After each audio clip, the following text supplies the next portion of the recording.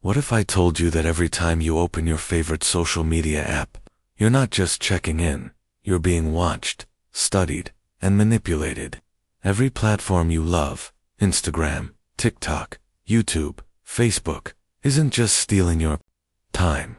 They're rewiring your brain. This isn't a conspiracy theory. This is psychological warfare. You might think you're in control, scrolling through memes, double-tapping vacation photos, or laughing at the latest viral video. But behind the screen, complex algorithms, behavioral scientists, and AI persuasion tactics are pulling strings you can't even see. They're not just collecting your data, they're reshaping your identity, your desires, your relationships, and even your decisions, without you realizing it. This is the dark psychology of social media, and in this video, we're diving deep into the shadows. This isn't your typical social media is bad for you lecture. This is a high-voltage exposure of the silent mind games, playing out on your screen every single day, for your clarity and maximum impact. We've divided this entire journey into chapters, each chapter pulling back another layer of psychological manipulation, control, and digital influence. Whether you binge it all at once or digest it, piece by piece. Every chapter is a wake-up call, and trust me, you're going to want to stay till the very end. Because what we reveal in the final chapters might just change how you live online forever. Before we begin, if you've ever felt like your thoughts, your choices, or even your moods were being hijacked by your feed, you're not imagining it. This video is for you. And hey, if you want to unplug from illusion and plug into truth, hit that subscribe button right now. Not just with your finger, but with your mind. Because the content we make here doesn't just entertain, it frees. So, take a deep breath, close every other tab, and get ready to explore the hidden systems that know you better than you know yourself. Welcome to the underworld of dark psychology and social media. Let's begin. Chapter 1. The Dopamine Factory. You think you're scrolling because you're bored, but in reality, you're being fed. And what you're being fed isn't just entertainment or distraction, it's dopamine. Pure, concentrated, addictive dopamine. The same brain chemical that powers gambling addiction, drug cravings, and obsessive behaviors. And the people who built your favorite apps, they know exactly how it works. You see, dopamine is not just about feeling pleasure. It's about the anticipation of reward. When you check your notifications, your brain is expecting something, anything, that might make you feel good. A like, a comment, a new follower. The moment you open that app, your brain lights up in expectation, flooding with dopamine, and when you get that reward, even a small one, it reinforces the behavior. Click, reward. Swipe, reward. Tap, reward. That's not random, that's design, and it's a loop that never ends. Because dopamine-driven behavior thrives on unpredictability. Sometimes your photo gets 10 likes. Sometimes it gets 100. Sometimes a post gets ignored. That unpredictability, it's a psychological trick called a variable reward schedule. It's the same thing that keeps gamblers pulling slot machine levers in Vegas for hours on end, burning through their savings in the hope that this one might pay out. Social media is your personal casino. But the currency isn't chips or cash, it's attention, and the house always wins. Now imagine this. You're lying in bed. You know you should sleep, but your phone buzzes. You glance at the screen, just one notification, just one reel, just one video, but one becomes 10, 10 becomes 30. Suddenly, it's 2 a.m., and your mind is buzzing, your thumb aching, and your dopamine completely drained. That's the cycle. That's the trap. Infinite scroll wasn't created by accident. It's a feature designed to eliminate stopping cues. Stopping cues are the natural psychological signals that tell you to take a break, like the end of a page, the final credits of a movie, the bottom of a news article. But in a feed that never ends, your brain never receives the signal to stop. It keeps going, hoping for something better. something exciting, something to satisfy the craving. And what's happening in your brain during all of this? A war. A battle between your prefrontal cortex, the part of your brain responsible for rational thinking, and your limbic system, which is driven by desire and impulse. Every scroll weakens your rational mind and empowers your emotional brain. The more you scroll, the more control you lose. But here's where it gets darker. These platforms aren't just giving you dopamine, they're studying it. Every click, every pause, every rewatch tells the algorithm something about you. It learns what colors you respond to, what faces keep you staring, what tone of voice gets your attention. Over time, it creates a psychological profile more accurate than your own self-perception. That data is used to give you more of what keeps you scrolling, not what you need, not what makes you better, but what keeps you trapped. That means if you're feeling lonely, it feeds you content that taps into that loneliness. If you're insecure, it shows you people who make you feel worse. And if you're angry, it gives you something to hate. Why? Because negative emotions create engagement, and engagement creates profit. The average user checks their phone 96 times a day. That's once every 10 minutes. And most of the time, they don't even know why. It's not a conscious choice. It's not a decision. It's a dopamine habit, a reflex. And it's been trained into you since the very first notification buzzed in your pocket. Let's talk numbers for a second. A 2019 study published in the journal Neuroimage showed that excessive social media use lights up the same brain regions activated in drug addiction. Another study found that likes on social media trigger the brain's reward system in ways similar to chocolate and winning money. That's right. Your brain processes a like the same way it processes candy and cash. But just like with drugs or gambling, the more you get, the less it satisfies. You build tolerance. 1 like becomes 10, 10 becomes 100. But the joy fades, and all that's left is the craving, the need, the itch. Now here's the kicker. Dopamine doesn't care whether the outcome is good or bad. It only cares about novelty and anticipation. That's why you'll click on a headline that says, "You won't believe what happens next," even if the article ends up being trash. Your brain isn't addicted to the result. It's addicted to the possibility. And that's what makes this so dangerous. Because your feed is full of possibilities.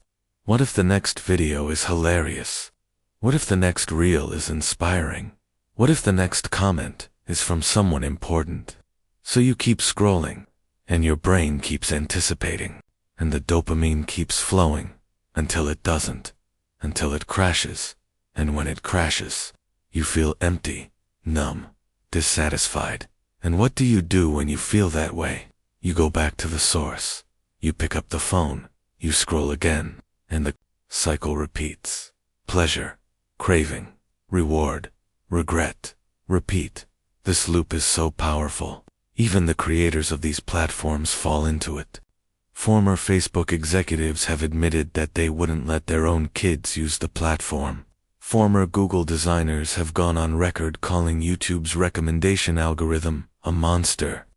Even the engineers behind the infinite scroll say they regret ever inventing it. So why is it still here? Because it works. It works so well that billions of people spend hours every day caught in its web, and every minute you spend feeding the machine, it feeds on you. It gets smarter, stronger, more precise, and you get more addicted, more distracted, more drained. And the worst part, you think it's normal. You think everyone does it, so it must be okay. You joke about being addicted. You shrug it off. But behind that casual attitude is a system of psychological conditioning so advanced, it makes Pavlov's dog look like child's play. The truth is, your attention is not just being stolen, it's being sold. You are not the customer, you are the product. Your behavior, your patterns, your impulses, they're being packaged, predicted, and sold to the highest bidder. And the longer you stay in the dopamine loop, the more valuable you become to them. and the less in control you become of yourself. Now, take a breath, because this is just the beginning. In the next chapter, we'll go even deeper into the emotional manipulation tactics that twist your self-worth, hijack your relationships, and turn your mental health into monetized data. Stay with us. You've just stepped into the machine. Now let's see how far it goes. Chapter 2. The Mirror Effect.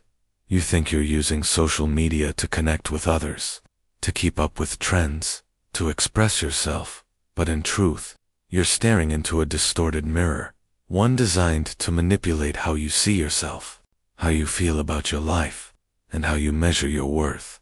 Let's start with a simple truth. Comparison is a natural human instinct. We compare to understand where we stand, to figure out if we're doing well or falling behind. But before social media, that comparison was limited. It was local. You compared yourself to classmates, neighbors, maybe your coworkers. Now, you're comparing yourself to millions. Celebrities, influencers, models, bodybuilders, billionaires, people you've never met, living lives you can't verify, edited through filters, perfected through angles, boosted with AI, and worst of all, you believe it. You believe the skin is that smooth. You believe the couple is that happy. You believe the apartment is that spotless. You believe you are the problem for not having that life. But what you're seeing isn't real. You're not comparing reality. You're comparing your life to someone else's highlight reel, someone's digital fiction. They don't show the arguments, the depression, the debt, the failures. They show the beach, the abs, the ring, the champagne, and they post it again, and again, and again. Every post becomes a whisper in your mind. You're not enough. You should be better by now. Look at what they have. They're winning. You're behind. And that whisper grows louder every time you scroll, until it's no longer just social media. It becomes your internal voice. And that's where it gets dangerous. Because social media doesn't just reflect back your insecurities. It magnifies them. It monetizes them. The algorithm notices when you stop on that influencer's photo. It sees you linger. It sees you rewatch a reel. And then it gives you more of that. Not because it cares about you, but because it cares about time. The longer you stay, the more you see. The more you see, the more ads you get. The more ads you get, the more profit they make. So if looking at perfect people makes you feel bad, that's good for them, because you'll try to fix it. Buy the product, click the link, get the glow dash up, download the workout. Follow the diet. The system feeds your insecurity, and then sells you the cure. But here's what they don't tell you. You're not supposed to win this game.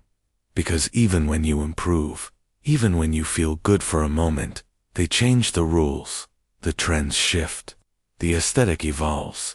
What was desirable last month becomes cringe today. You can't keep up, because they don't want you to. They want you chasing, exhausted, insecure, engaged. And that's how your identity slowly erodes.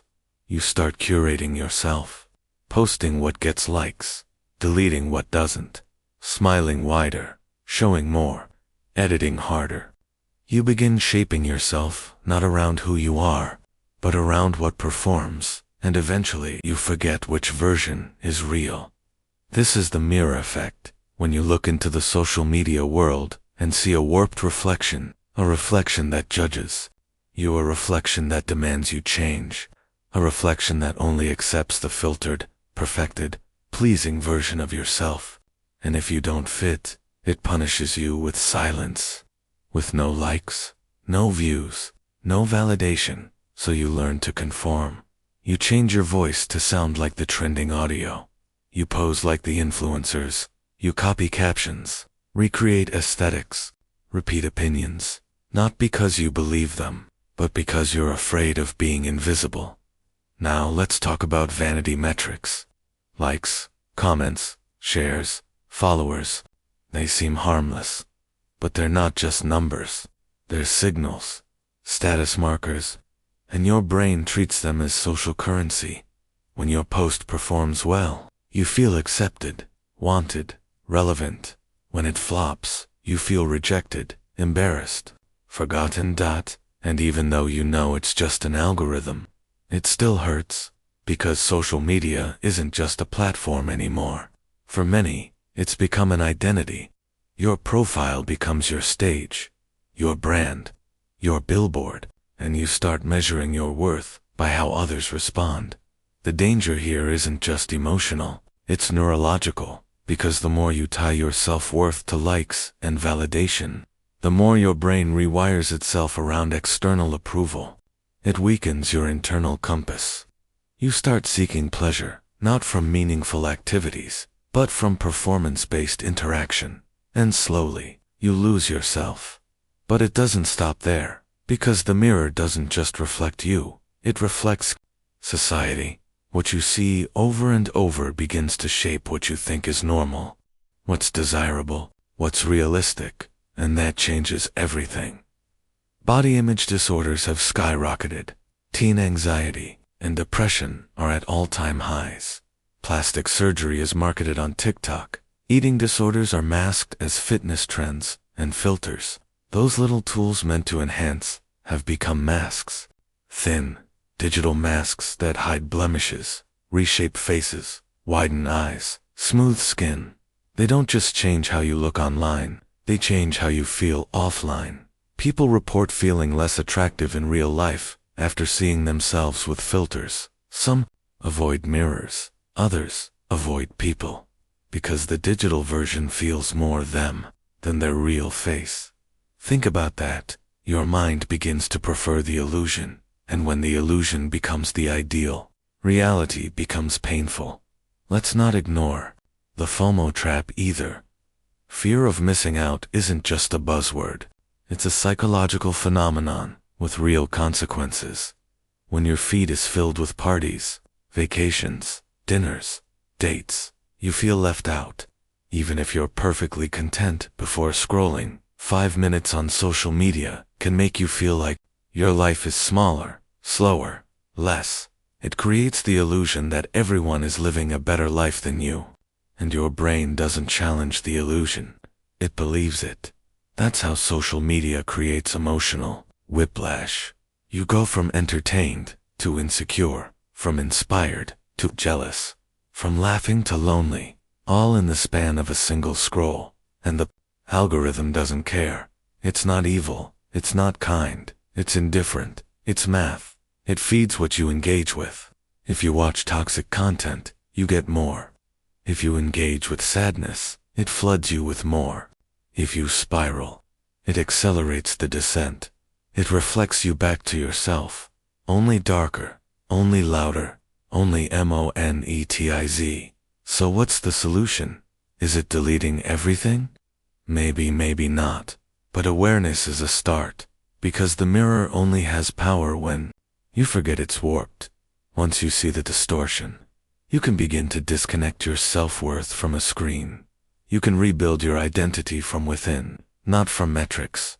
You can stop chasing approval from strangers who don't know you, who don't care about you, who would scroll past your worst moment without a thought.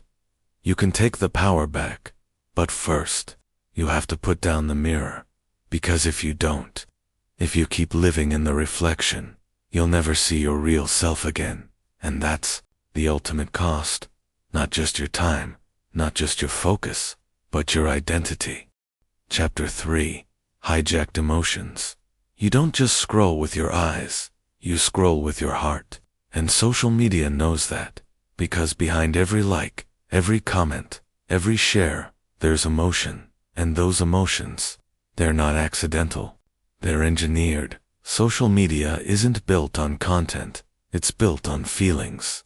And the most powerful feelings aren't joy or love. They're anger, fear, envy, and outrage. Negative emotions grab attention faster. They spread faster. They go viral. And platforms know that the angrier you are, the longer you stay. This isn't a conspiracy. It's a pattern. Studies have shown that posts evoking moral outrage are more likely to be shared. Tweets that express anger spread faster than neutral ones. Videos that spark fear or indignation get more comments, more views, more time on screen. Not because people enjoy being upset, but because strong emotions trigger strong engagement. So what happens? Your feed becomes a battlefield, a psychological war zone. You're hit with a clip of injustice, then a reel about failure, then a post that makes you feel ugly, then a tweet that makes you feel stupid, then a story that makes you feel angry. One after another, over and over, until you don't even realize that your mood isn't yours anymore. Your happiness, your peace, your emotional state. It's been hijacked. Let's go deeper. Have you ever noticed how easily you get pulled into a comment section? You're not just reading, you're reacting. You feel the heat rise in your chest. Your fingers tense. You want to reply. You want to correct. You want to fight. That's emotional hijacking. The algorithm has dragged you into someone else's conflict, someone else's post, someone else's life. And now you're invested.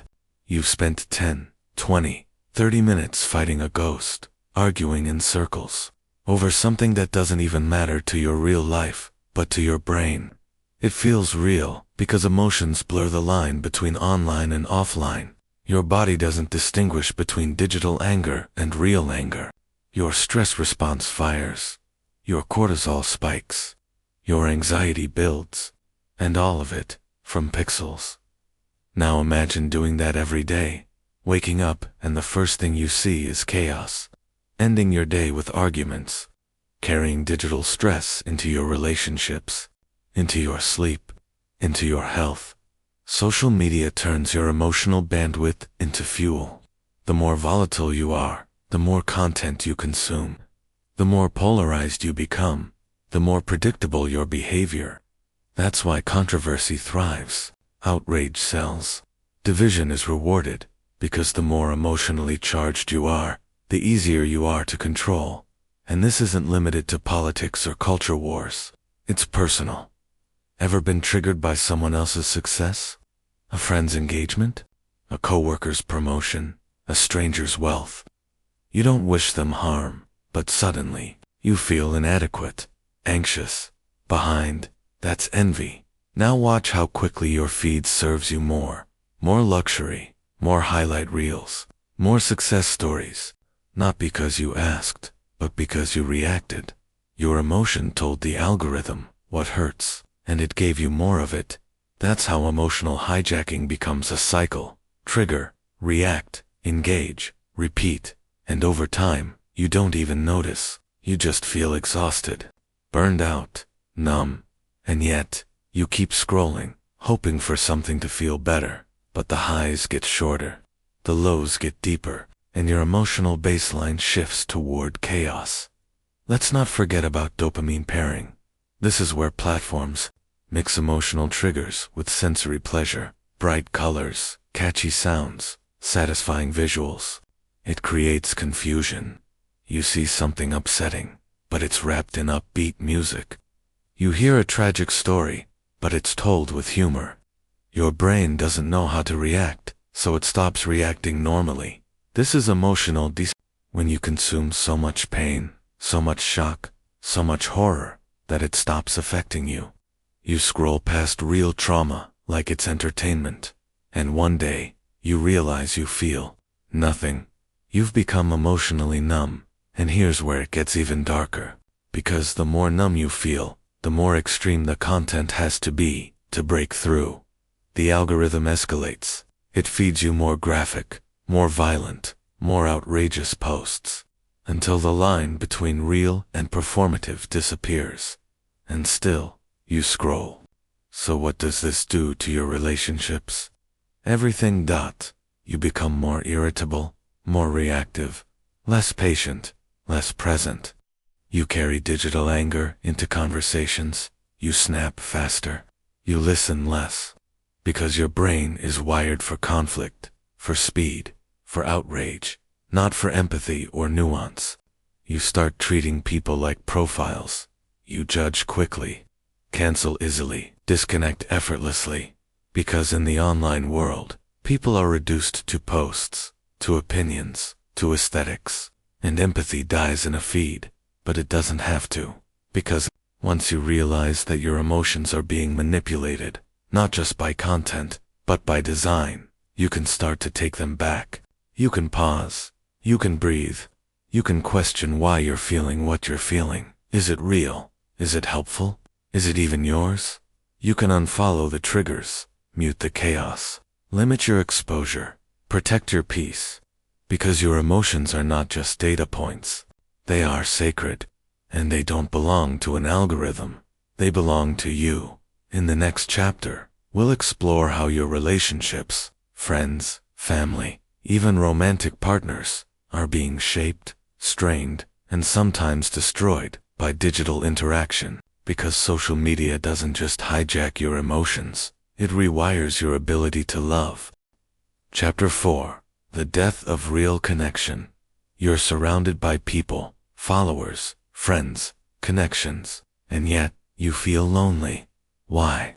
Because somewhere between the likes and the heart emojis, between the seen messages and the stories that vanish in 24 hours, real connection died. Let's start with this. You're not talking to people anymore. You're performing for them. Your captions aren't conversations. They're announcements. Your comments aren't responses. They're rehearsed. Your stories aren't storytelling. They're branding. And even when you're being real, it's curated, filtered, timed, tailored. You don't post your full truth. You post the version of your truth that'll get the best reaction. That's not authenticity. That's survival. Social media has conditioned us to treat relationships like content. We showcase them. We optimize them. We collect people like trophies. But we don't really know them. How could we? We're watching each other's lives like episodes. Highlight reels, not full stories. You might see your friend's vacation, but not their silent depression. You might see a couple's anniversary post, but not their arguments the night before. You might see someone smiling in a photo, and never know they cried 10 minutes after posting it. Because online intimacy is an illusion. We mistake presence for connection. We confuse attention for love. We equate messages for meaning. But how many of your conversations are just replies to stories? How many friendships would survive without the app? Think about that. Social media keeps us in contact with hundreds, sometimes thousands, of people. But it makes none of those connections deeper, only broader. And shallow waters feel fine, until you're drowning in loneliness and no one notices, because likes aren't love, views aren't validation, and followers, they're not friends. Let's talk about something deeper now. The algorithm of validation. You post something. It gets traction. You feel good, so you post again, chasing that same feeling. You tweak your image, your words, your tone, to keep people interested. And slowly, you become a version of yourself that only exists to be accepted. This isn't growth. This is fragmentation. Now apply this to your relationships. You expect your friends to be available, like apps, quick to respond, always online, always entertaining. You judge people not by who they are, but how they appear, how often they post, how much they validate you. Ghosting becomes normal. Flaking becomes casual. Real apologies are replaced with heart emojis and lol, my bad. We've made connection convenient, but not committed. Think about dating. We swipe, we match, we talk, then we ghost. Why? Because there's always another option, always another profile. Social media gives us quantity, but kills quality. We forget that real relationships are built in silence, in long pauses, in uncomfortable truths, in staying when it's hard, not in disappearing when it's not perfect. But social media doesn't reward patience, it rewards performance. And in this digital stage, we all become actors, smiling, posting, commenting, while slowly forgetting what it feels like to just be with someone, without needing to prove anything. Even family suffers. We're at the dinner table, but our minds are somewhere else. We scroll while we eat, We reply to messages while someone talks to us. We film moments instead of living them. And then we look up and wonder why everything feels distant. Because it is, you see. Real connection requires presence. It requires discomfort, vulnerability, silence, patience, none of which are profitable for platforms, so the system conditions you to avoid them. Keep it short, keep it funny, keep it light, but don't go deep, don't be silent, don't be still, because stillness doesn't make money, engagement does. But here's the truth. The people who really care about you don't care how your feed looks. They care how your soul feels. They care about the things you don't post, the tears you hide, the dreams you gave up on. But you have to let them in, and that means logging out. Sometimes it means calling instead of texting, meeting instead of messaging, asking how are you really, and waiting for the full answer. Because love isn't found in a notification. It's found in the quiet, messy, honest moments where nothing is perfect and no one is watching. Social media didn't just kill real connection. It replaced it with something cheaper, shinier, faster. But you can choose something better. Choose depth over attention, presence over performance, people over platforms. Because at the end of the day, your soul doesn't crave followers, it craves connection. In the next chapter, we'll peel back the mask of influence and look at how your identity, your self-worth, and your sense of purpose are slowly being rewritten by the silent expectations of strangers. Chapter 5. The identity you didn't choose. Who are you? No, really, who are you? Not your username, not your bio, not your aesthetic. Strip away your feed. Turn off the notifications. Now answer. Who's left the uncomfortable truth? Most of us have no idea, because we didn't build our identity. We absorbed it from trends, from influencers, from what gets claps, from what gets cancelled, from comparison. You see a reel of someone waking up at 5 a.m., journaling with matcha, hitting the gym, building their business. So you feel behind. You see someone buying a new car, traveling solo, smiling in sunsets. So you feel less. And that quiet voice inside you, your intuition, your originality, your messy uniqueness, it gets drowned in the noise of should. I should dress like this. I should talk like that. I should want these things. Your shoulds become your script, and so you wear clothes you don't like, follow routines you don't need, speak in captions, and shrink yourself to fit into whatever is trending today. You become an echo of someone else's success, but never the author of your own story. That's not identity. That's imitation. But let's be honest, it's not all your fault. Social media rewards sameness. It punishes silence. It loves extremes and hates nuance. Be loud, be certain, be one-sided. The algorithm doesn't care if you're right. It only cares if you're noticed. So you get shaped subtly. Your opinions sharpen to survive. Your beliefs morph to belong. Your personality fragments into versions. One for Twitter, one for TikTok, one for your story, one for your real life. And slowly, you forget which one is you. We live in a world where people talk about finding themselves. But maybe you didn't lose yourself. Maybe you hid yourself. To survive, to be liked, to be seen. But here's the cost.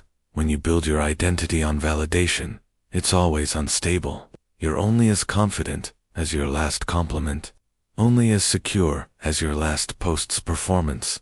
And when the likes drop, so does your self-worth. We don't call it addiction, but it is. Not to dopamine, not to phones, to approval.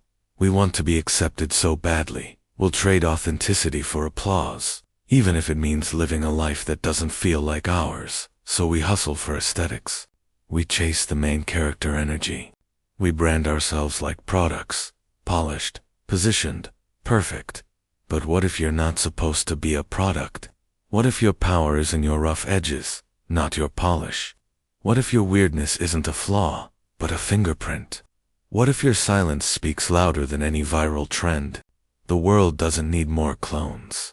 It needs you. The version that stumbles, that doubts, that questions, that feels deeply. The version of you that doesn't have to be right or perfect or popular, just real. But to meet that version, you have to do something terrifying. Unfollow the noise. Stop watching what everyone else is doing. Stop chasing what you think you're supposed to be. Sit with your own voice, your own wants, your own weirdness. Ask yourself, what would I create if no one could see it? What would I wear if no one was watching? What would I say if I didn't care about being liked? Because identity is not what you broadcast. It's what you believe when no one's clapping. It's in the choices you make when there's no algorithm watching. And here's the paradox. The more you try to build your identity for others, the more hollow it feels. But the more you accept who you already are, the more solid, magnetic, and powerful you become. Because real identity isn't found in your followers. It's found in your freedom. The freedom to be unfiltered. The freedom to change your mind. The freedom to be messy, layered, and unapologetically human. In the next chapter, we'll face the ultimate question behind this digital crisis. What happens when everything is recorded, but nothing is remembered? Welcome to the Age of Forgotten Meaning. Chapter 6. The Age of Forgotten Meaning. You're more connected than ever. You can record every moment, share every thought, capture every second. But here's the paradox. You remember less. Not just memories, but meaning, depth, reflection, emotion, lost in the scroll. We've traded presence for proof. We don't just live anymore. We document. Dinner isn't eaten until it's photographed. Moments aren't felt until they're posted. Emotions aren't processed. They're turned into captions. Why? Because in this world, if it isn't shared, did it even happen? We've become archivists of the superficial, curators of impressions, collectors of clicks, but none of it sticks. You could spend 3 hours watching content that made you laugh, cry, feel inspired, and forget every second of it by the time your head hits the pillow. Why? Because your brain isn't built for this. It's not wired to process thousands of micro-experiences in a single day.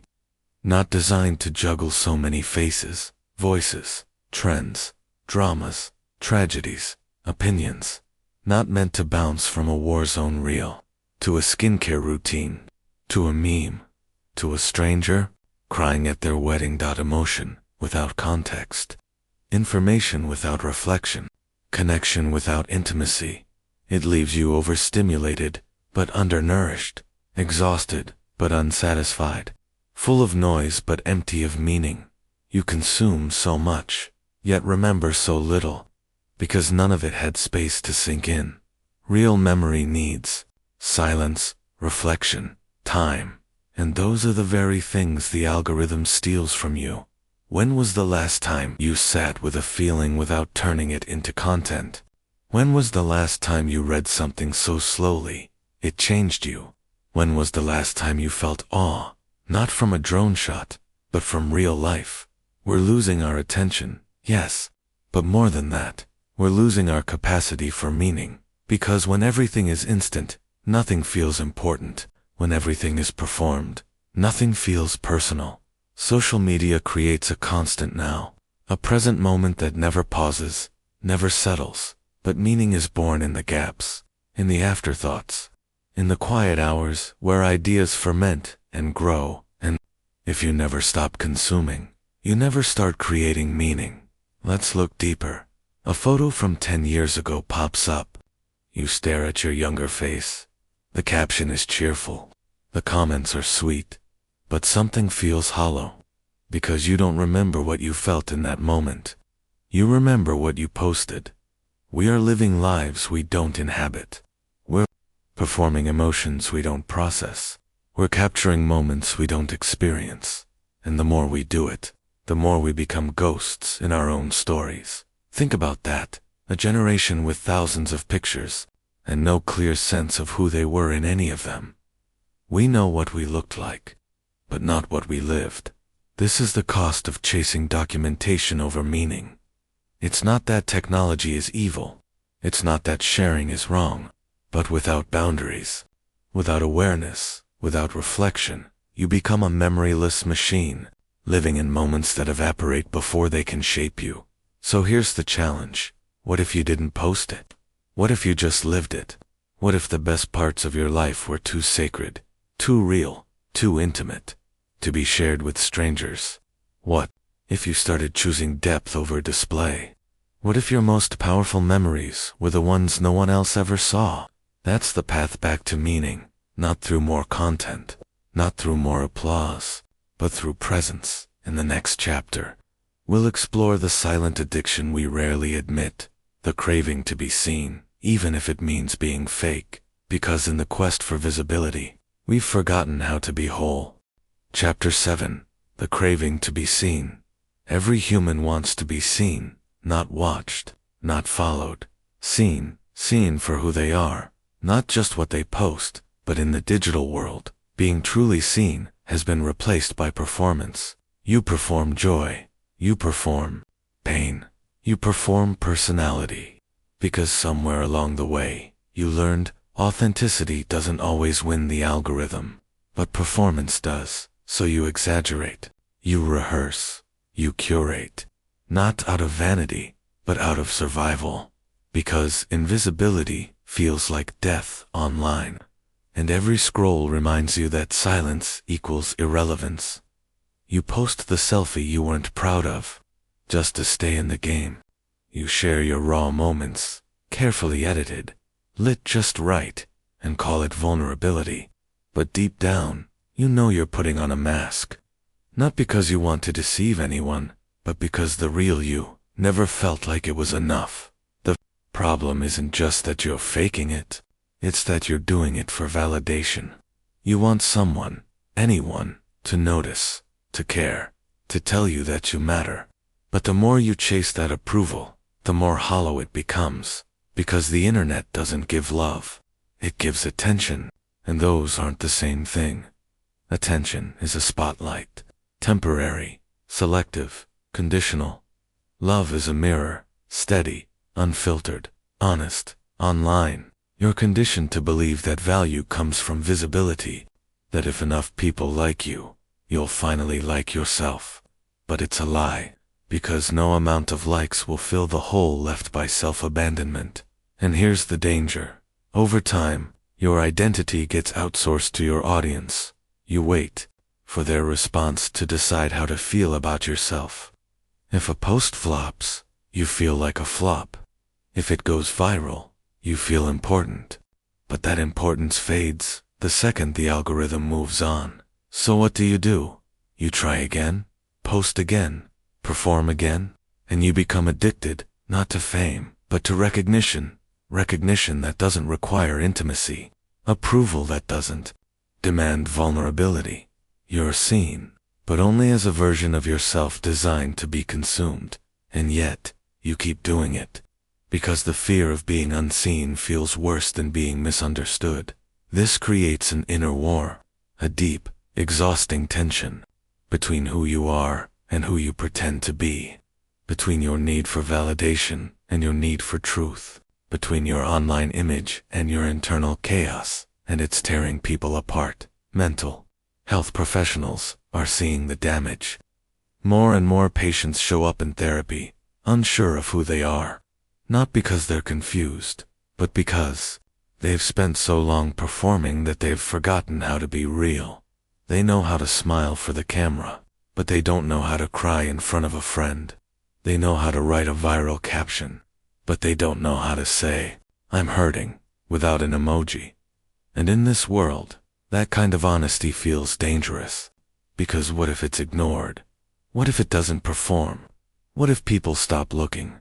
That's the fear at the root of all this. Not just the fear of rejection, but the fear of disappearing. But here's the truth. The more you perform for attention, the more invisible your real self becomes. And eventually, even you stop recognizing who you are. This isn't just a social media problem. It's a human problem in a digital age. We are wired for connection, real, messy, imperfect connection. Not just visibility, not just applause, not just metrics. And the path back begins with risk. The risk of being real, of showing up without filters, of being vulnerable, even if no one claps. Because only when you risk being unseen for who you truly are, do you finally discover who's truly looking. In the next chapter, we'll confront the final trap, how the system turns connection into control, and how every digital bond might be a leash in disguise. Chapter 8. Connection as control. We were promised connection. That was the sales pitch. Social media would bring people together, shrink the world. Let us stay in touch with friends, family, and strangers across the globe. And for a while, it did. You could share birthdays with distant cousins. You could laugh at memes with someone in another country. You could grieve with someone you've never met but somehow understood. But that connection came with strings, invisible at first, then tightening. Because when you connect online, you aren't just building relationships. You're building dependence. And that dependence is not between people, it's between you and the platform. You don't just message your friend, you message them through Instagram. You don't just talk, you snap. You don't just check in, you react, comment, like, share. And each action, each gesture of connection, is being tracked, stored, analyzed. Not for your benefit, but for the benefit of those who profit off your behavior. The more you connect, the deeper the system roots itself in your life. It becomes the primary gateway to interaction, the place where things happen, where news breaks, where relationships start and end. And when that happens, the platform is no longer a tool. It becomes a middleman, a gatekeeper, and gatekeepers always have power, because they don't just allow connection, they shape it. They decide what you see, who you see, how you see it. If a friend's post doesn't perform, it disappears from your feed. If a news story doesn't align with your interests, you may never know it exists. If you express something that doesn't fit their content rules, even if it's true, even if it's personal, it may be shadow banned, flagged, or buried. That's not connection. That's curation. And curated connection is a form of control. It doesn't feel like control though. It feels like freedom, like endless choice. But choice is meaningless when it's managed by an invisible hand, a hand that filters your relationships, your content, your reality, not based on what's true or meaningful, but on what keeps you engaged. And the more you're engaged, the more you're predictable. Let that sink in. Your friendships, your family, updates, your group chats, they're being used to map your mind, your preferences, your values, your triggers, your language, your vulnerabilities. And those insights don't just sit in a server. They're monetized, sold to advertisers, used to shape political campaigns, used to influence your choices, in what you buy, what you believe, even how you vote. The very thing that connects you is also controlling you. Because once you rely on a platform to maintain your social life, you're no longer just a user, you're a hostage. You need the platform to feel connected. So when it changes the rules, you accept them. When it floods your feed with ads, you tolerate it. When it spies, manipulates, even damages, you stay. Because to leave would mean to lose your network, your people, your place. And that fear of disconnection is what gives the system power, not through force, not through censorship, but through dependence. Quiet, subtle, absolute. This is the final illusion, that we're in control of our digital lives, that we choose what we see, who we follow, what we engage with. But in truth, every part of the system is designed to guide you, nudge you, steer you, and you don't notice, because it's been happening since the beginning. The moment you created your profile, the moment you clicked agree, the moment your first like became a habit. So what now? Do we cut all ties, go offline, burn the system down? Maybe for some, that's the answer. But for most, it starts with awareness. Awareness that connection doesn't require a platform. That real relationships don't depend on blue ticks or read receipts. That meaning isn't measured in metrics.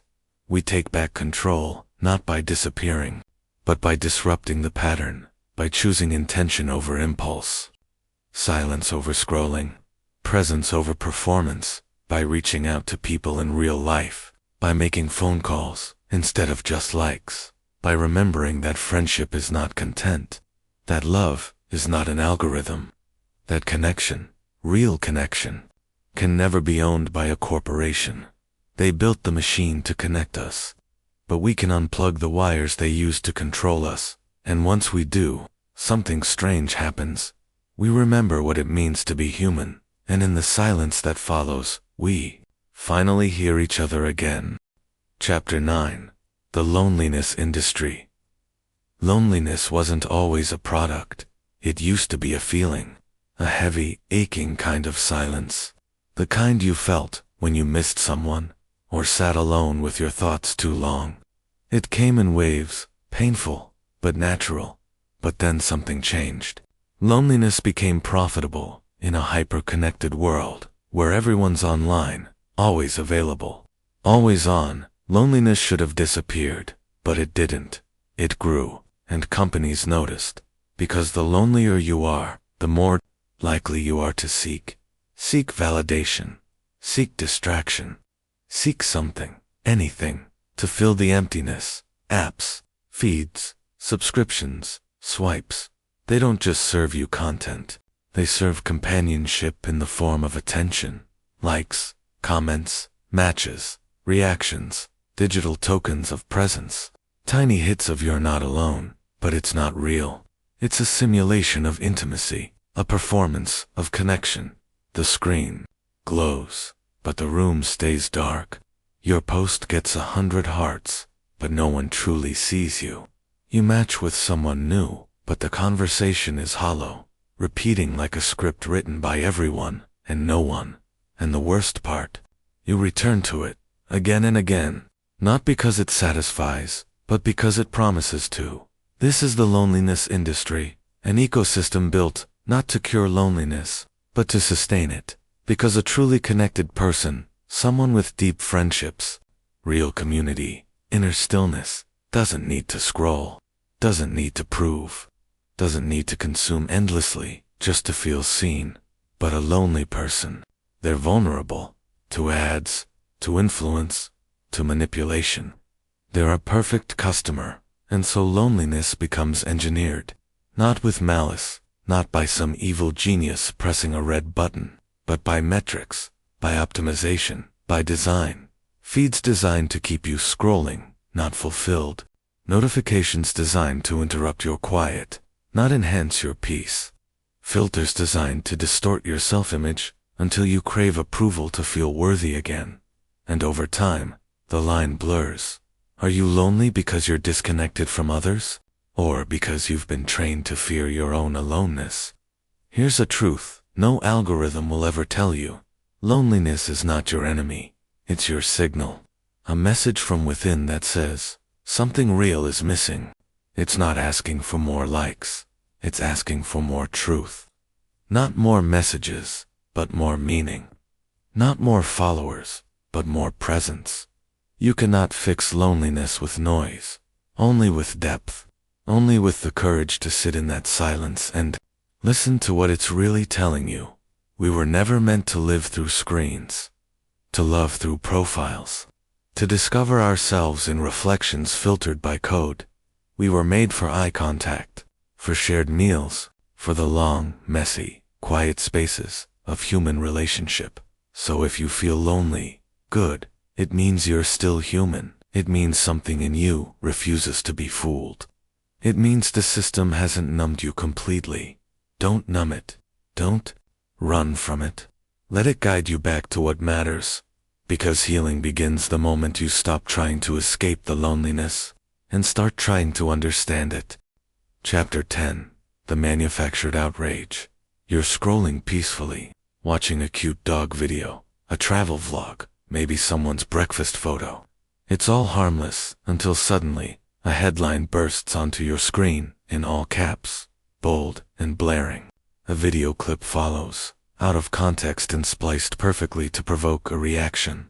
The comment section is ablaze, and before you even realize it, your heart rate picks up. That spark of anger catches flame in your chest. You feel it, and you engage. Maybe you reply, maybe you share. Maybe you just read every comment like your life depends on it. But at that moment, you're no longer just an observer. You've become a participant. And that's exactly the goal. Because outrage isn't just an emotional response online. It's a strategy. It's a tool. And worse, it's a product. Outrage is one of the most potent drivers of online engagement. It captures your attention faster than curiosity, holds it longer than joy, and spreads further than truth. It's not an accident. It's by design. Social media platforms aren't built to tell the truth or offer clarity. They're built to hold your attention, and nothing does that quite like rage. The algorithm doesn't care about what's accurate, fair, or reasonable. It doesn't care about facts, balance, or dialogue. It only wants to know, did this make you stop scrolling? Did it make you click, comment, share? If so, it gets pushed to more people. If not, it gets buried. And because anger is such a reliable reaction, content that triggers you gets elevated over content that educates you. Here's where the psychology turns dark. Outrage gives people a dangerous sense of moral superiority. It frames complex issues as battles between good and evil, us and them, right and wrong. It removes the need for critical thinking, for nuance, for empathy. And in a chaotic world full of gray areas, that kind of black and white certainty is comforting, even addictive. But that comfort comes at a high price.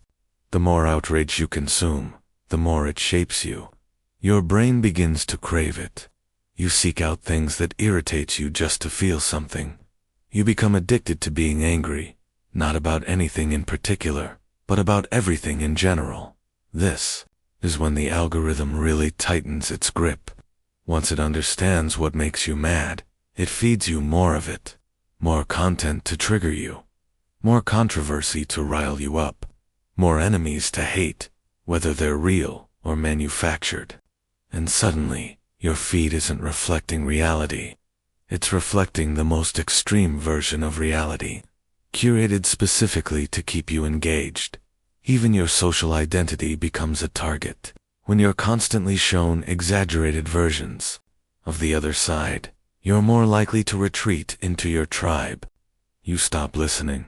You stop empathizing. Your worldview shrinks. Every conversation becomes a debate. Every disagreement becomes a threat. And worst of all, you become easier to predict. And predictable people are profitable. The result? You're no longer thinking critically. You're reacting automatically. You're not forming opinions. You're repeating slogans. You're not absorbing knowledge. You're absorbing adrenaline. The outrage machine has made you part of its fuel supply. And it doesn't stop at the screen. The anger spills over into real life.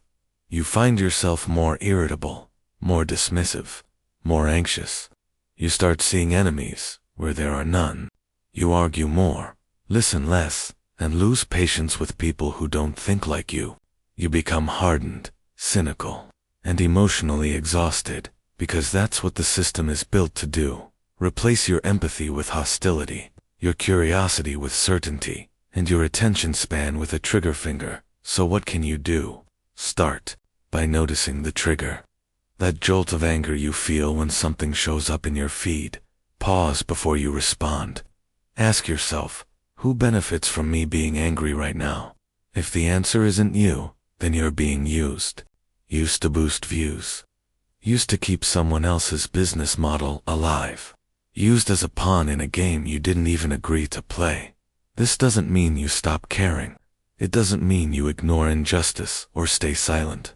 It means you respond with awareness instead of reacting out of impulse.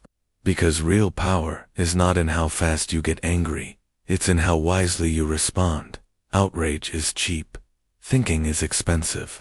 And in a world engineered to keep you angry, choosing to think is an act of quiet rebellion. Chapter 11. The Illusion of Choice. You wake up, stretch, reach for your phone.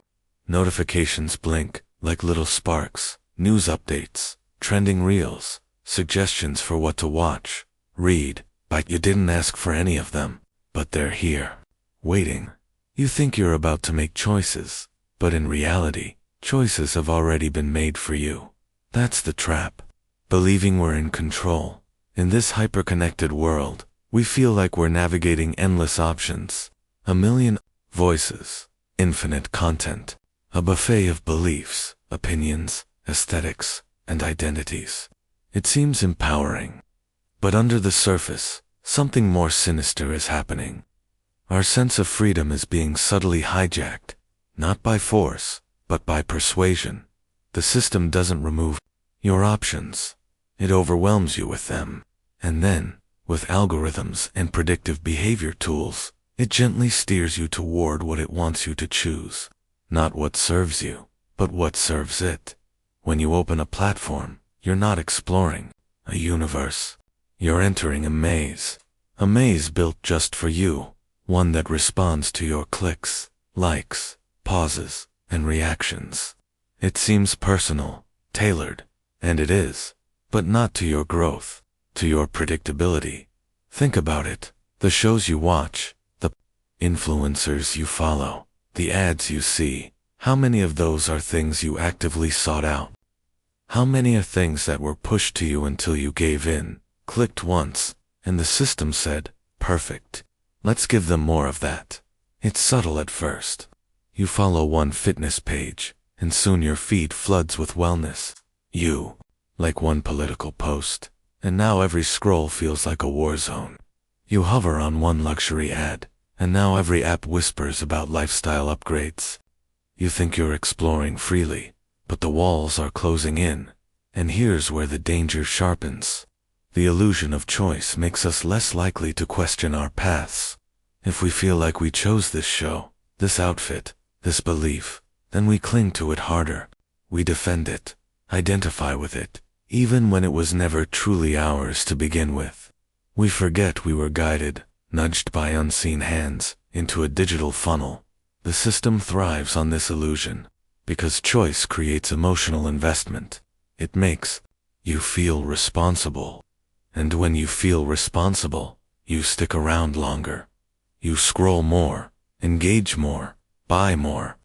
You become a loyal subject in a kingdom you didn't even know you entered.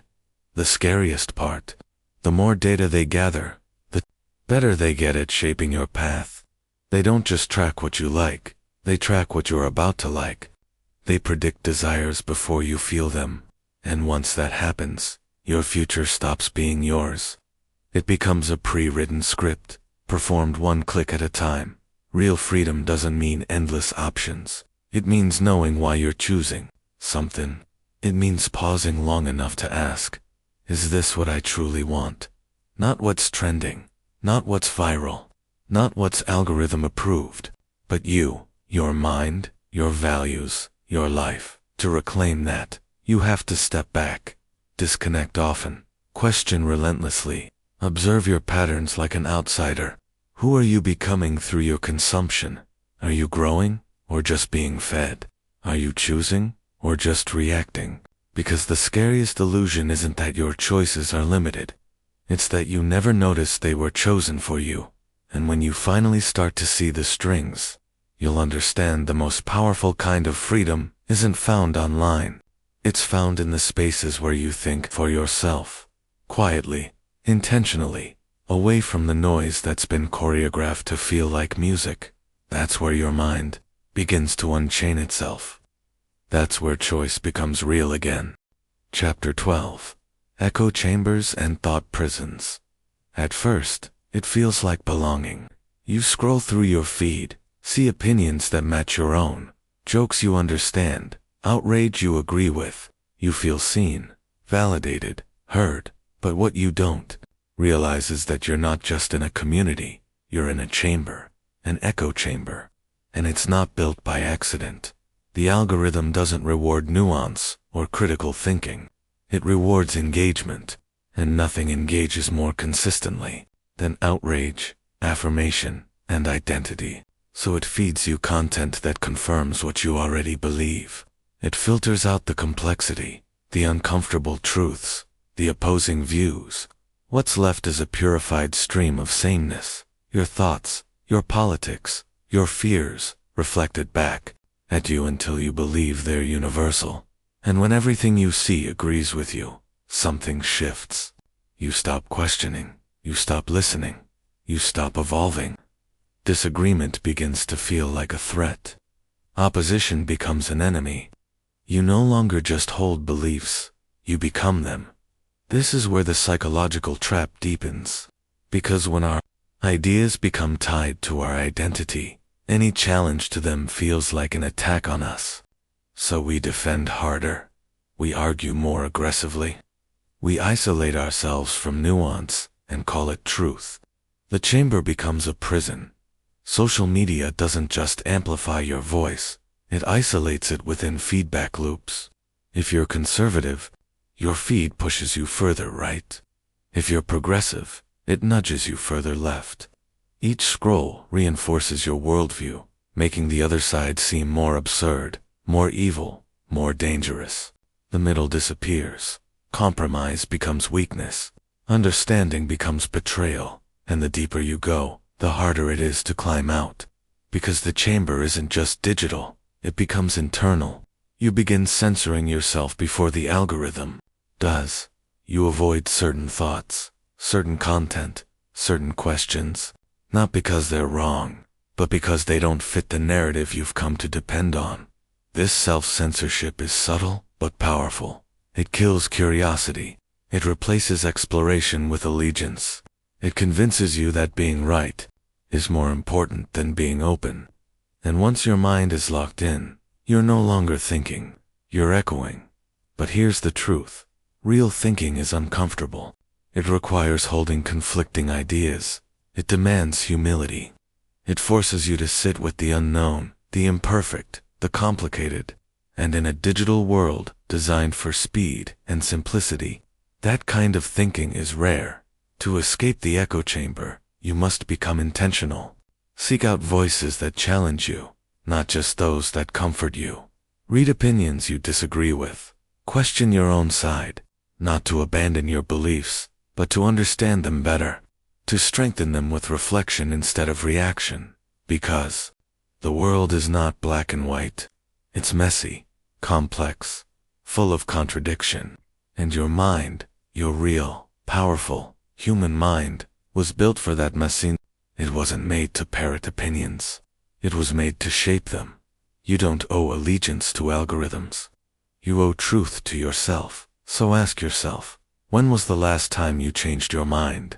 If you can't remember, maybe it's time to step out of the chamber and into the silence, where real thinking begins. Chapter 13.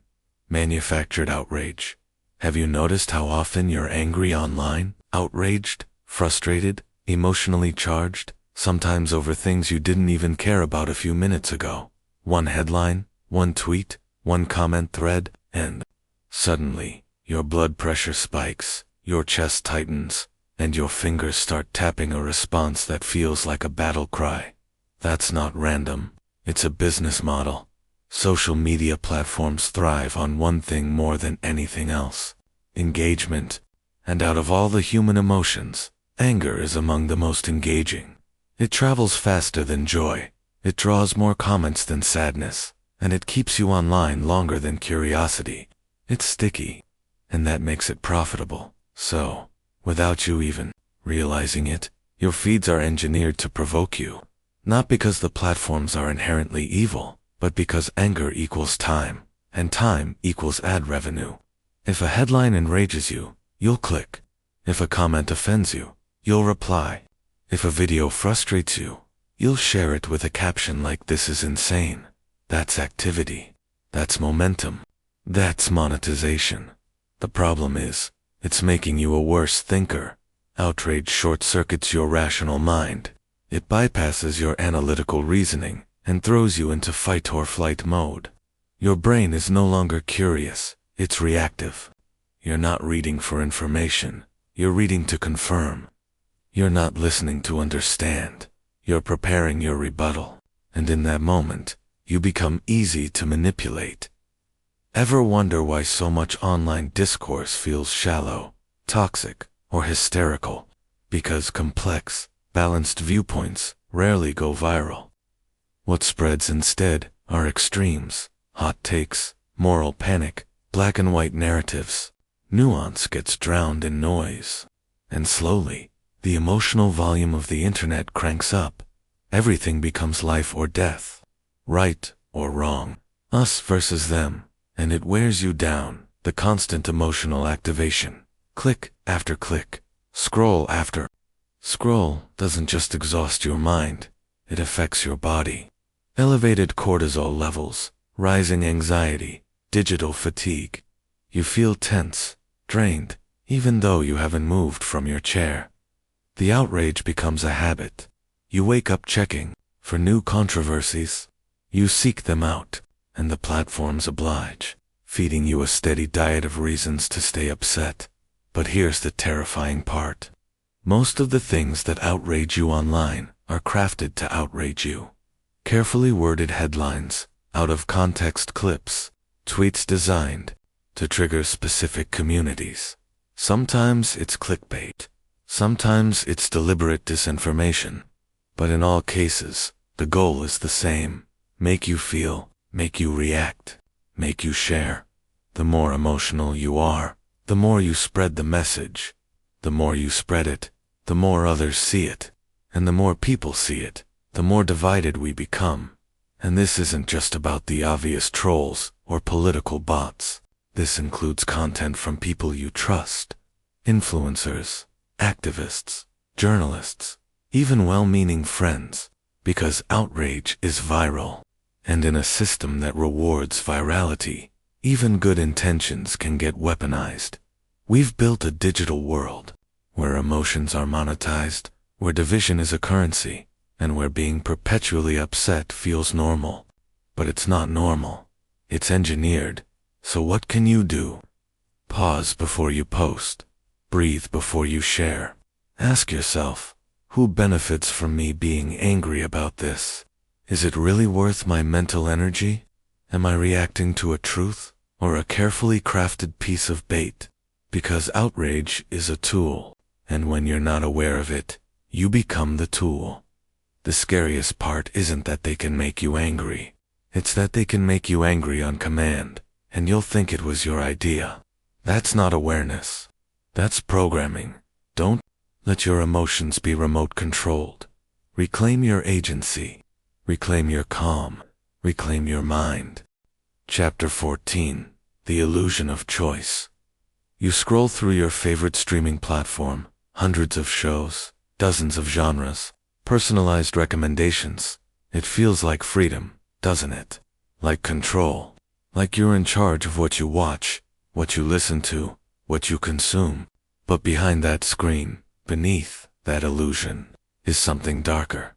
You're not choosing as freely as you think. In a world overflowing with options, your attention has become the most valuable commodity. And tech companies, media platforms, marketers, they've spent billions to master the art of steering it without you noticing. They don't take away your choices. That would be too obvious. Instead, they arrange them. They curate the menu. They shape the frame. They decide what gets shown, what gets buried, what you see first. Because they know, the order of choices can influence the outcome of choices. Think about it. You open Netflix. The show it autoplays is probably the one you'll watch. You search Google, you click one of the top 3 results. You go to Amazon. You pick the product with the most stars. But who decides what appears at the top? Who built the algorithm that sorted your options? Who designed the recommendation engine that nudged you toward that particular video, headline, or tweet? You didn't find it. It found you. And yet, because the final click was yours, it feels like a choice. You weren't forced. No one held a gun to your head, but the path you walked was laid down for you, quietly, invisibly, strategically. This is the architecture of control in the digital age, not by command, but by suggestion, not by limits, but by overload. When people are overwhelmed with too many options, they gravitate toward whatever feels easiest, safest, or most popular. The system knows this, so it uses friction and flow to guide you. Just enough resistance here, just enough ease there. You move like water. You take the shape of the vessel. And here's the twist. The more choices you're given, the more you believe you're free, even if every path leads back to the same few corporations, influencers, or ideologies. It's like a maze where all the exits loop back to the entrance. What you read, what you wear, what you watch, what you buy. So much of it feels like your taste.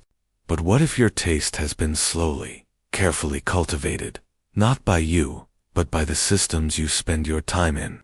We think we're original, but we echo what we've seen. We think we're curious, but we're served what the algorithm believes we want.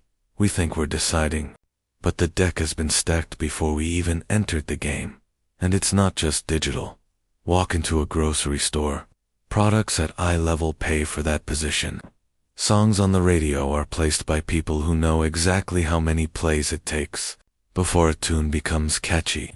Even trends on TikTok or Instagram, often seeded by marketing teams. Not spontaneous creativity. The illusion of choice is powerful because it sedates you. It makes you feel in control. It makes you less likely to question what you're shown. And that's exactly what makes it dangerous. You stop asking, why do I like this? Who benefits from me clicking this? Was this preference ever truly mine? 2. Reclaim your freedom. You don't need to reject all systems. You just need to see them. Step outside the flow once in a while. Choose slowly. Think longer. Seek the obscure.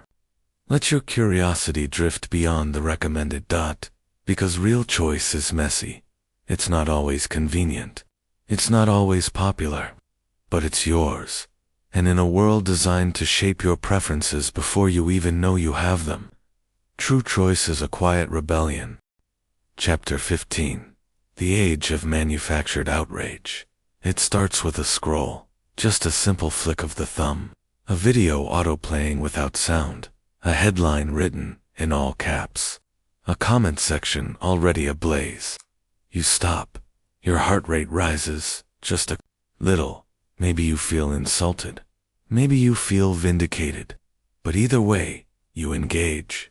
And that, right there, is the beginning of something you didn't choose, but were subtly guided into. Manufactured outrage. Outrage on the internet is not organic. Not anymore. What feels like a spontaneous emotional reaction to injustice, hypocrisy, or stupidity is often the end result of deliberate design. Every part of the digital ecosystem is calibrated not for balance, understanding, or empathy, but for engagement. And outrage is the most efficient fuel for that engine. Let's back up and ask a simple question. Why do platforms prefer outrage? The answer lies in our biology and psychology. Our brains are hardwired to react strongly to threats.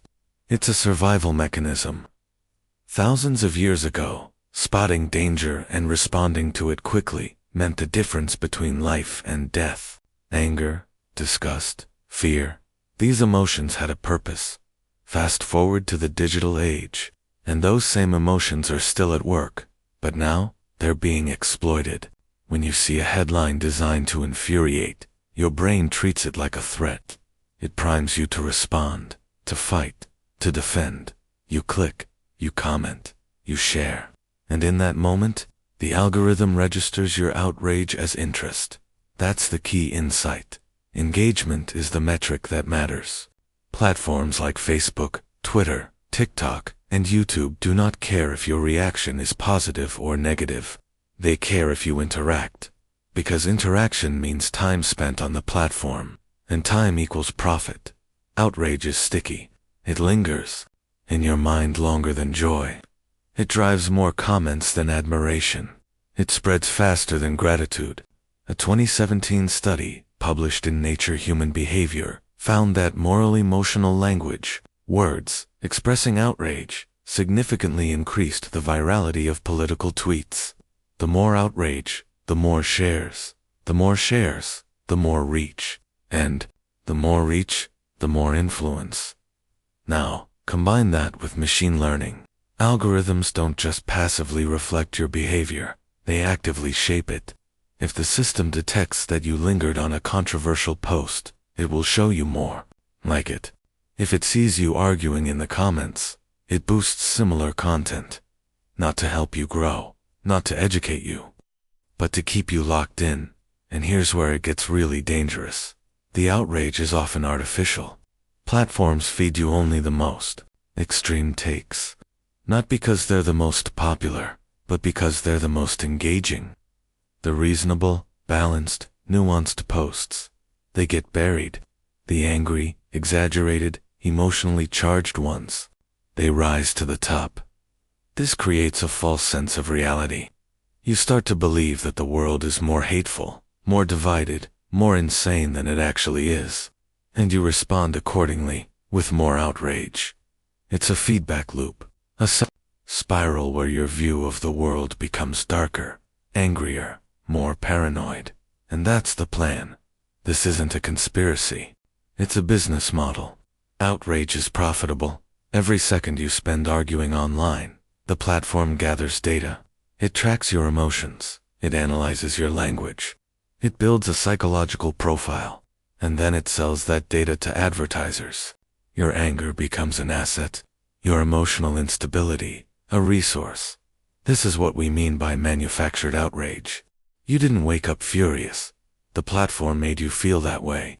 It designed your experience to trigger you. It shaped your emotional landscape to serve its own ends. Let's take a real-world example. Consider a polarizing political issue. Maybe it's gun control, immigration, climate change, or gender identity. You watch one video with a strong opinion. You don't even agree with it, but you watch it till the end, shaking your head. The algorithm notices. The next day your feed is flooded with similar content. More extreme, more provocative, more infuriating. And then something interesting happens. You start to change. Slowly, your beliefs begin to shift. Not because you've read carefully sourced articles. Not because you've had thoughtful discussions. But because you've been exposed, repeatedly, to a narrow slice of extreme opinions. This is called radicalization by exposure. It doesn't require force, just repetition, just design. Now add the comments section. An emotional tinderbox, ready to explode. The anonymity of the internet gives people permission to say things they would never say in person. Civility disappears. Empathy evaporates. People become avatars, targets to shoot at or voices to shout down, and every argument adds fuel to the fire. The platforms love this. Conflict means content. Content means profit, so you start to perform your outrage. You post things not because you believe them deeply, but because they will get reactions. You exaggerate your language. You oversimplify your views. You turn your timeline into a battlefield, your identity into a brand, your opinions into weapons, and slowly, it changes who you are. You become reactive, distrustful, defensive. You see people, not as individuals, but as representatives of the other side. You assume bad intentions. You expect hostility. You lose the ability to pause, reflect, and respond with grace. This isn't your fault. You've been conditioned. Outrage has become the default emotional state of the internet, and that has consequences beyond the screen. People are more anxious, more depressed, more socially isolated. Trust in institutions is eroding. Friendships are breaking. Families are fracturing. Political polarization is deepening, all because of an emotional environment that prioritizes outrage over understanding. But here's the scariest part. We've normalized it. We joke about doom scrolling. We share memes about internet arguments. We laugh about being perpetually angry, but underneath the humor is a kind of resignation, a sense that this is just how things are now. They don't have to be. The first step is awareness, recognizing that your feed is not neutral, that your emotions are not random, that your outrage may not be your own. The second step is intentionality. Choose what you consume. Curate your feed. Mute accounts that constantly trigger you. Follow people who challenge you without attacking you. Seek out long-form content that fosters depth, not just reaction. The third step is silence. Not disengagement, but thoughtful withdrawal. You don't have to comment on everything. You don't have to win every argument. You don't have to prove your point to strangers who aren't listening.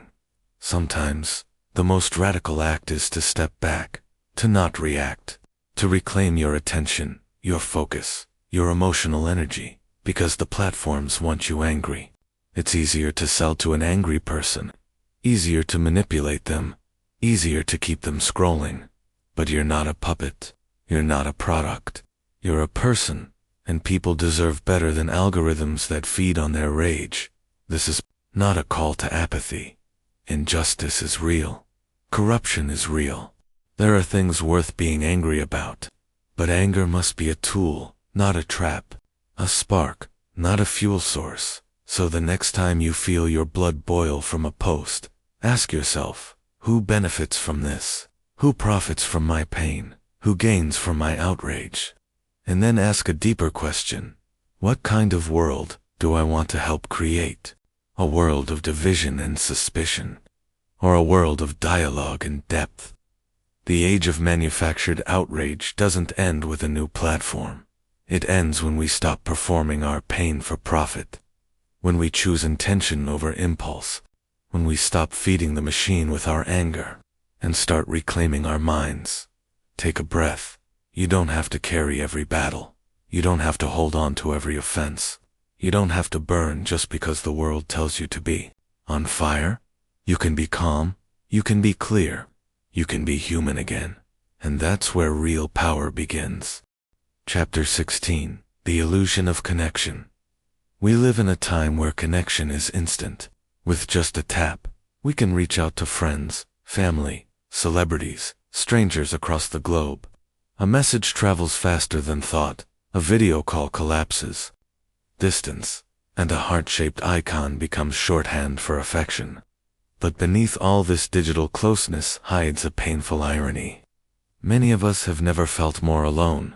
Social media platforms promise connection. It's their core pitch. Stay in touch, share your life, be part of something bigger. But in practice, what they often deliver is something far more hollow. The illusion of connection, a simulation of intimacy, a carefully engineered feeling of community that doesn't truly nourish us, but keeps us just satisfied enough to come back for more. Let's go deeper. When you post a selfie and get a few likes, a part of your brain lights up. Dopamine trickles through your neural pathways. You feel noticed, maybe even appreciated. And in that moment, a synthetic thread ties you to whoever clicked that like button. But what was actually exchanged? Not a real conversation. Not real vulnerability. Just a flick of a thumb and a pixel on a screen. Over time, these micro-rewards teach your brain to associate digital interactions with emotional fulfillment. You start checking your phone more, posting more, waiting for reactions. And when they don't come, or when they come slower than expected, your sense of connection takes a hit. You feel ignored, even if nothing has really changed. This is how social media reshapes our expectations of human interaction. Instead of depth, we begin to crave frequency. Instead of quality, we settle for quantity. We mistake attention for intimacy, reaction for relationship. And it's not just on an emotional level. The architecture of social platforms is designed to reward the appearance of connection, not its substance. Instagram doesn't care if the person liking your photo actually knows you. TikTok doesn't care if your followers understand your story. Facebook doesn't care if your friend list is full of ghosts. The algorithm is indifferent to the difference between meaningful interaction and empty engagement. And so we perform. We become actors in our own digital lives, crafting moments that are optimized not for presence, but for presentation. We capture the sunset not to enjoy it, but to share it. We share a struggle, not always for support, but for validation. We curate our identities like brands, always polished, always performing. But connection that comes through performance is fragile, because when the applause stops, when the likes dry up, or the audience moves on, you're left with silence. A silence made louder by the illusion that you were never alone. This disconnect between appearance and reality becomes especially painful when we compare our private suffering with others' public joy. We scroll through highlight reels while living in our blooper tapes. We see smiles without context, success without struggle, love without friction, and we internalize a lie. Everyone else is connected, fulfilled, loved, and I'm not. The irony. Many of the people we envy feel just as disconnected. In fact, studies show that heavy social media use correlates with increased feelings of loneliness, anxiety, and depression, especially among younger users. The more time we spend in this digital web of connection, the more we start to feel like spectators of other people's lives, rather than participants in our own. We stop reaching out in real ways. Why call a friend when you can react to their story? Why meet up when you can comment on their post? Why ask someone how they're doing when the algorithm already tells you what they're up to? These subtle shifts erode the foundation of human connection, presence. True connection requires time, effort, and risk. It asks us to be vulnerable, to be patient, to give more than we take. But social media, in its efficiency and speed, conditions us to avoid all that. It turns connection into a transaction, and then there's the paradox of choice. With thousands of potential connections at our fingertips, we can start to treat people like options. If one person doesn't reply fast enough, there's always someone else. If a conversation gets dull, just swipe, scroll, refresh. This abundance breeds detachment. We don't have to work through conflict. We don't have to face silence. We just move on. This mindset seeps into our offline relationships too. We grow impatient. We expect instant responses. We avoid emotional labor. We become less willing to engage deeply because we've been trained to keep things surface level and disposable. But the deepest connections don't come easily. They come from showing up again and again. From sharing silence, from enduring awkward pauses, from listening with no intent to reply, from being there, not just visible on a feed, but present in someone's actual life. Social media doesn't have to kill these connections, but it does demand that we fight harder for them, that we resist the lure of constant visibility and shallow validation, that we remember connection is not a product to be consumed, but a bond to be nurtured. So how do we reclaim real connection in an age of curated feeds and filtered emotions? Start small. Message someone just to ask how they're doing, not in a comment, but in a call. Share something vulnerable without trying to make it pretty. Put the phone down during conversations. Make space for silence. Allow imperfection. Be present even when it's inconvenient. And most of all, understand this. Being seen is not the same as being known. Many people may see your posts. Few will truly know your heart. But those few, they're worth everything. You don't need thousands of followers to feel loved. You don't need a viral moment to matter. You don't need perfect photos to be remembered. You need depth, honesty, presence. You need connection, not its illusion. And while the digital world may offer endless contact, true connection is rare. But when you find it, when you build it with care and intention, it will feed you in ways no like button ever could. In the end, the illusion of connection is just that, an illusion, beautiful, addictive, seductive, but empty. The real thing, it takes time, it takes risk, it takes you, and It's worth every second. Chapter 17. The Gamification of Your Mind. You may think you're just scrolling, tapping, double-clicking. But what if I told you you're playing a game? One you never signed up for. One you didn't realize had rules. One where you're both the player and the prize. Welcome to the gamification of your mind. Gamification is the process of applying game-like mechanics to non-game environments, and it's everywhere on social media. Every notification, every like, every follower count, every share, it's all part of a reward system, carefully designed to keep you coming back, to make your brain crave that next hit of digital dopamine. Think about it. You post a photo, you wait a like, then another, then a comment. You feel a little rush, a reward, just like getting a coin in a video game. It doesn't matter if the reward is small, your brain registers it as a win, and when it doesn't happen, you feel a loss, a tiny failure. You start comparing your post to someone else's. Did they get more? Why didn't yours perform? Suddenly, your self-worth is tied. Two numbers. This is not an accident. It's a system. Social media platforms borrow directly from the most addictive parts of video games and slot machines. Variable rewards, flashy animations, leaderboards, push notifications, all to keep your attention locked in. Even the swipe down to refresh. Motion mimics, pulling the lever on a slot machine. Sometimes you get something good, sometimes you don't. But that unpredictability is what hooks you. It triggers the same neurological patterns as gambling addiction. But in this game, the stakes are higher. Because what you're gambling with is your attention and your identity. As you play this game, you start curating your content for the algorithm. Not for yourself, not for truth, but for performance. You test what gets more reactions. You start gaming the system, and in the process, the system starts shaping you. You become addicted to feedback, conditioned by hearts and claps and fire emojis.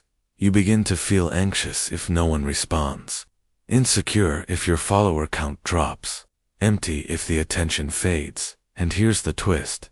There's no end to this game, no final level, no real win, because the moment you get the attention you wanted, the goalposts move.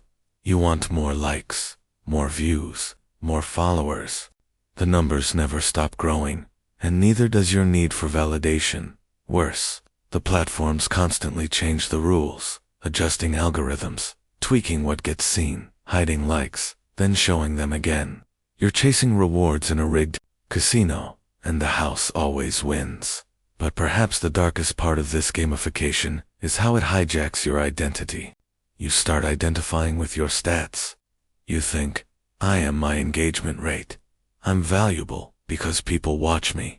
I'm interesting because I went viral. And when the numbers drop, so does your sense of self. It's a trap, a deeply psychological one, because real life isn't a game.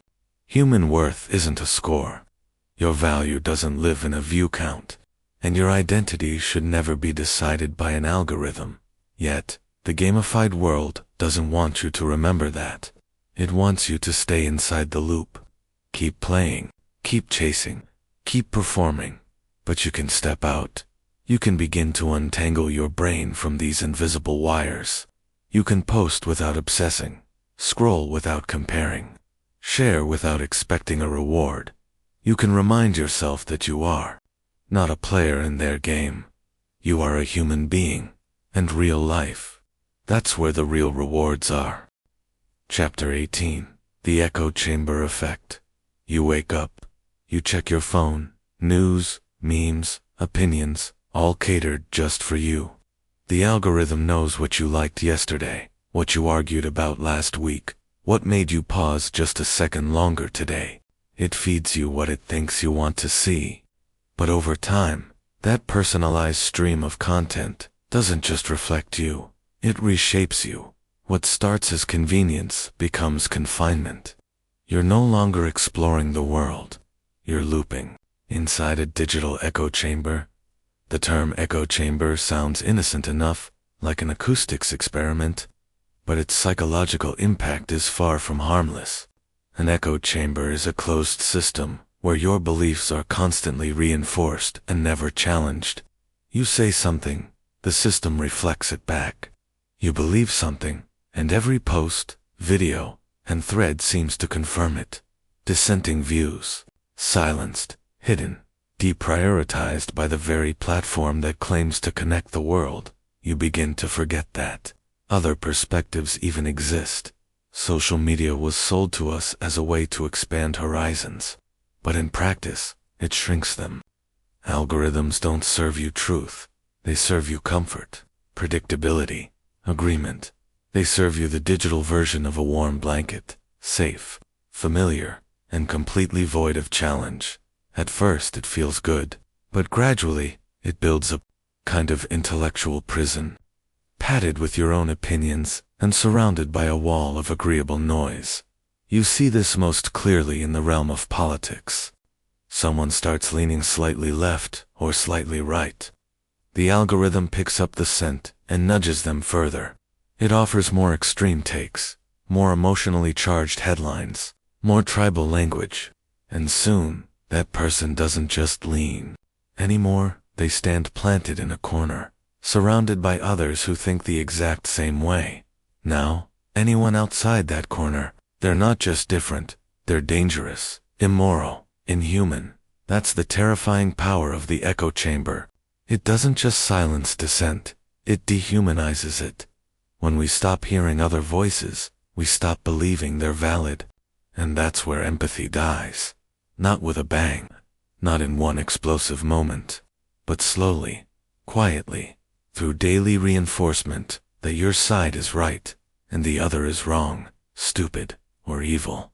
Every post you see confirms it. Every like you give strengthens it. And you never even realize the shift. You start believing your view is the norm, not one of many. You assume everyone who disagrees must be misinformed or brainwashed. You mock them, block them, unfriend them, and each time you do, your world gets smaller, your thinking gets narrower, your tolerance evaporates, and the algorithm, it cheers you on. It's important to understand that this isn't a glitch, it's a feature. Echo chambers boost engagement. They reduce friction. They create predictability. If you already agree with everything you see, you're more likely to like, comment, and share. And that's all the platform wants. So it stops feeding you complexity. It edits your reality into a smooth, agreeable loop. No sharp edges. No surprise. End. Now, you live in a world that feels strangely unified until you collide with someone from a different chamber, and then the shock hits. How can they think that way? How can they not see what's so obvious? It's not just disagreement, it's disorientation. Two realities crashing into each other. This is why online arguments feel so hopeless. It's not just about facts or logic. It's about completely different realities. You're not just trying to persuade someone, you're trying to break through a wall they didn't even realize was built around them, and they're doing the same to you, both of you, screaming from inside separate glass rooms, unable to hear each other clearly. So how do we break out? It starts with an uncomfortable act, curiosity. The willingness to read something you disagree with, to follow people outside your bubble, to pause before blocking, and instead ask, why do they think that way? You may not agree, but you don't have to. The goal is not agreement. It's awareness. You can train your algorithm. You can slowly teach it that you want nuance, not noise. But you have to do it intentionally. Algorithms are lazy. They'll always take the easy route unless you push back. Search for opposing viewpoints. Engage with long-form content. Read the comments of people you usually ignore. Step outside the circle, even just a little, because real growth lives on the edge of discomfort. The echo chamber effect is one of the most silent and dangerous forms of dark psychology in the digital age. It doesn't scream, it whispers. It doesn't argue, it reassures. And that's why it's so powerful. It feels like truth. But truth isn't easy. It's messy, full of contradictions and complexity. It requires patience, humility, and the ability to say, I might be wrong. Echo chambers remove all of that. They replace uncertainty with certainty, curiosity with confirmation, thinking with repeating. The platforms aren't evil for building them. They're efficient, but we have to be responsible for what we accept. So if you've ever wondered why the world seems so divided, if you've ever felt like you're living on a different planet than your neighbor, if you've ever noticed that social media makes you more sure but less kind, that's not an accident. That's the chamber talking, but now that you've seen it, you can step outside. Chapter 19. Parasocial Manipulation and the Illusion of Connection. You're lying in bed, screen lit, eyes half closed. A familiar face appears, a creator you've followed for months, maybe even years. They speak directly to the camera, smile. At the right moments, pause for effect. They laugh at jokes only their audience would understand, and somehow, you feel seen, understood, maybe even cared for. But here's the unsettling truth. You don't know them, and they don't know you. This isn't a friendship. It's a carefully crafted illusion, a parasocial relationship, and it's more powerful than most people realize. Parasocial relationships are one-sided emotional attachments to public figures, celebrities, influencers, streamers, even politicians. You feel like you know them intimately because you've consumed hours of their content. You recognize their voice, their expressions, their quirks. They feel familiar, but in reality, they have no idea who you are. The connection lives entirely in your mind, and social media thrives on that illusion. This isn't inherently bad. Human beings are wired for connection. We seek familiarity, empathy, and belonging. But social media takes that instinct and distorts it. It creates synthetic intimacy. You feel close to someone who's never even glanced in your direction. You feel loyalty. You feel emotion. And those feelings can be weaponized. Creators, especially those aware of the psychology, use bonds strategically. They speak in second person. You've always been there for me. They share curated slices of vulnerability, a personal story, a tearful confession, a real moment behind the scenes. It deepens the illusion, makes the relationship feel mutual when it's anything but, and the manipulation doesn't stop at emotion. It extends to influence. When a creator says, I trust this brand, thousands of followers do too. When they say, you should believe this, people stop questioning. The emotional bond overrides critical thinking, because it doesn't feel like marketing. It feels like advice from a friend. But it's not friendship, it's performance. Engineered connection with the purpose of extracting loyalty, time, money, or all three. Think about it. How many times have you defended a favorite creator from criticism? How many times have you felt betrayed when they changed? How often have you felt like you knew them, like their life was somehow part of yours? That's the grip of parasocial psychology. You start forming emotional narratives around someone who doesn't exist in your world. And the moment they disappoint you, it hurts.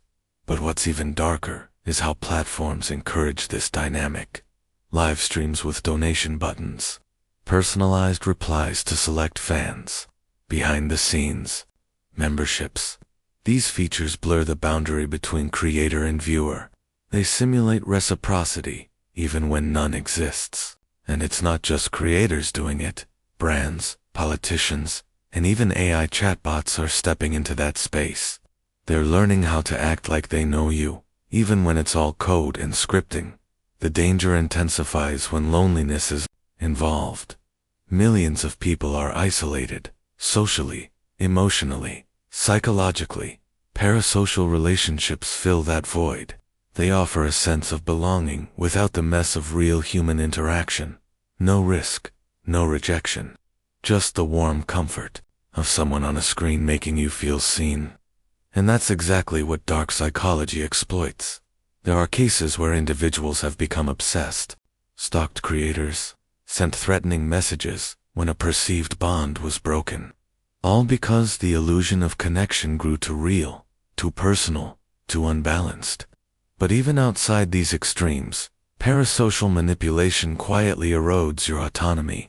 You start aligning your identity with someone else's performance. Their beliefs become yours. Their worldview, your reality. And let's be clear, many creators do care about their audience. But caring doesn't erase the power imbalance. When one person holds the spotlight and the other lives in the shadows of the comments section, that's not mutual. It never was. So what can you do? First, recognize the mechanics.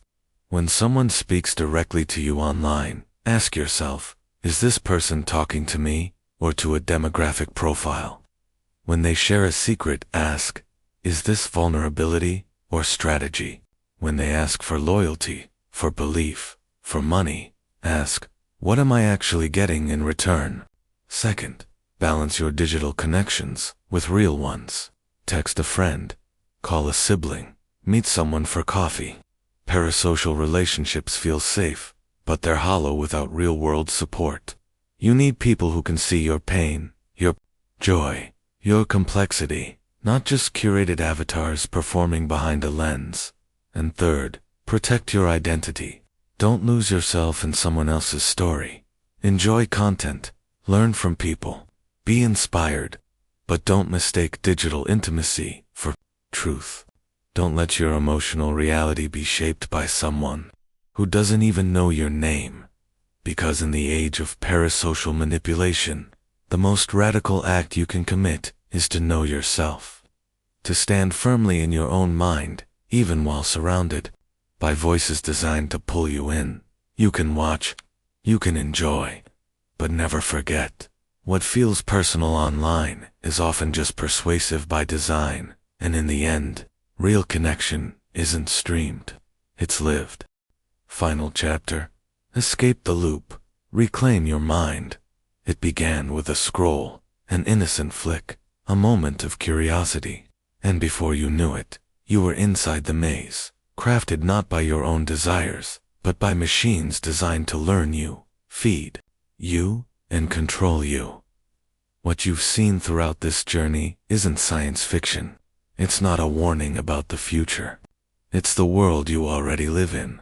A world where every swipe is monitored, every tap recorded, where the apps you use aren't just connecting you to others, they're profiling, training, and selling you. Where your anger, your loneliness, your excitement, your boredom, all of it has been turned into profit. The platforms never asked you what kind of person you wanted to become. They simply pushed you toward what made them money. Now, after chapters of manipulation, distortion, emotional hijacking, gamified reward systems, artificial outrage, parasocial illusion, and algorithmic radicalization, you're awake, and that's the beginning of power. Because once you understand the system, you can choose how to engage with it, or whether to engage at all. The loops that used to trap you now become visible. The psychological strings once pulling you like a puppet are now exposed. And when you can see them, you can cut them. You don't need to throw your phone away. You don't need to delete every app, but you do need to ask better questions. Every time you go online, why am I here? Every time you post, am I expressing myself or performing for the algorithm? Every time you scroll, am I feeding my mind or numbing it? Every time you're angry, is this outrage mine or manufactured? Every time you're lonely, is this platform a solution or part of the problem? These questions won't get you likes. They won't trend, but they will set you free. Reclaiming your mind in the digital age is an act of rebellion. It is quiet, invisible, and deeply personal, but it's also world-changing, because the more people who wake up, the more this system starts to lose its grip. You can choose to live in reaction, or you can live with intention. You can choose to be shaped by algorithms, or shaped by values. You can choose to be a product or a person. It's not easy, but it's worth it. Log off. Not forever, but long enough to remember who you are when no one's watching. Sit in silence. Listen to your own voice before it's drowned by a feed. Create things no algorithm could ever predict. Reconnect with the real, the messy, the slow, the meaningful. Let your mind breathe. Let your soul speak. Because the world doesn't need another viral post. It needs people who are awake. People who are no longer distracted, divided, and drained. People who have chosen to stop being users and start being human again. This is not the end of the story. This is the moment where you decide what happens next. If this video spoke to you, changed your perspective, or simply made you pause, don't forget to subscribe. Not because we need another number, but because we want to build a community of conscious minds. Minds that think deeper, reflect longer, choose better. We've divided this entire video into chapters so that you can revisit them, reflect on them, and even share them with someone who might still be asleep in the system. Until then, stay awake, and above all, stay you.